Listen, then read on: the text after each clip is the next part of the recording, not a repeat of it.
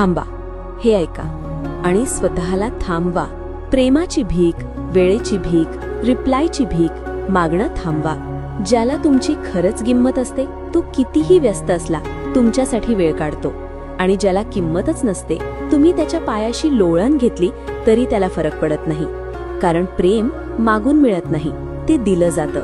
आणि लक्षात ठेवा, आत्मसन्मान गमावून मिळालेलं प्रेम कधीच टिकत नाही.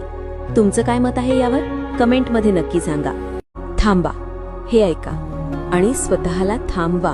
प्रेमाची भीक, वेळेची भीक, रिप्लायची भीक मागणं थांबवा. ज्याला तुमची खरंच किंमत असते तो कितीही व्यस्त असला तुमच्यासाठी वेळ काढतो. आणि ज्याला किंमतच नसते तुम्ही त्याच्या पायाशी लोळण घेतली तरी त्याला फरक पडत नाही. कारण प्रेम मागून मिळत नाही, ते दिलं जातं.